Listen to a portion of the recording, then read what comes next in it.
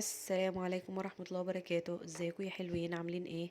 يا رب تكونوا بخير. معاكم ايمان عبد الله وقناة متعة الطبخ. يلا هنعمل مع بعض النهاردة الرز المعمر. هقول لكم المقادير اللي انا بعمل بيها وبيطلع معايا مظبوط وجميل جدا ومستوي. وبيطلع طعمه لذيذ جدا. بس يلا قبل ما نبتدي انزلي اعملي لايك وسبسكرايب لو لسه اول مرة تشوفيني، وفعلي الجرس علشان يوصلك كل جديد اول باول. ويلا علشان نبتدي. اول خطوة معايا هنا هننزل بالرز بتاعنا في الطاجن. المقادير اللي انا بعملها هنا لكوبايتين من الرز، تقدري تضاعفي الكمية بقى على حسب عدد الافراد عندك. هننزل عليهم كده بالملح. ملح هنا حسب الرغبة. وعليهم معلقة كمان من السكر. ضيفيها ما تخافيش، هتفرق جدا معاكي في السوا وفي الطعم بتاع الرز المعمر في الاخر. هننزل عليهم بقى بكوباية من اللبن الرايب.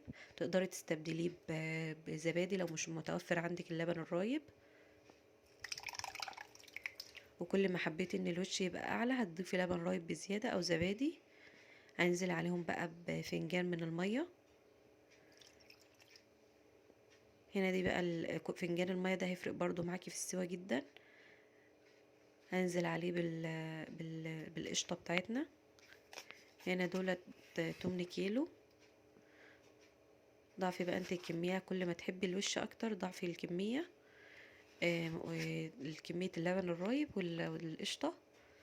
بس هنا يعني المقادير ده هتطلع معاكي الوش مظبوط يعني كويس، مش عالي قوي ومش يعني ايه مش قليل قوي.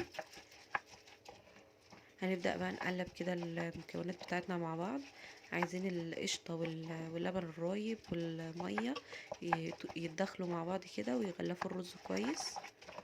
وهنبدأ بقى نقلب كده لمدة 3 دقايق كده او 4 دقايق، حركات دائرية.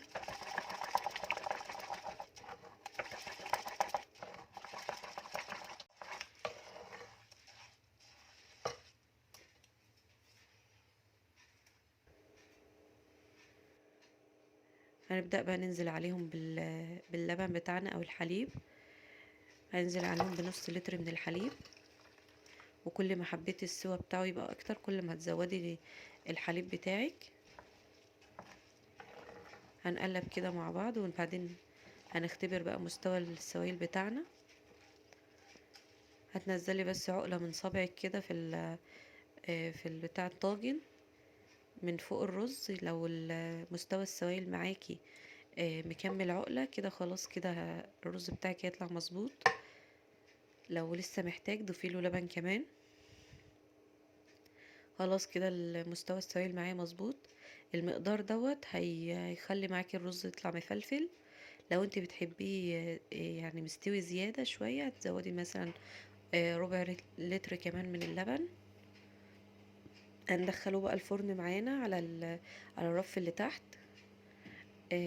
اول ما يبدأ يغلي هنغطيه ونسيبه بقى لمدة نص ساعة لحد ما الرز بتاعنا يستوي. اخر ربع ساعة هنكشف عليه الوش علشان ياخد اللون الجميل دوت وياخد الوش المتحمر الجميل ده.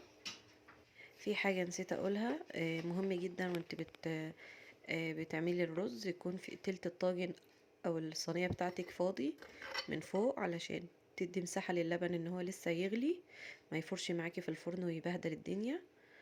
بس كده بكده يكون فيديو النهاردة خلص. اشوفكم الفيديو الجاي على خير. بحبكم.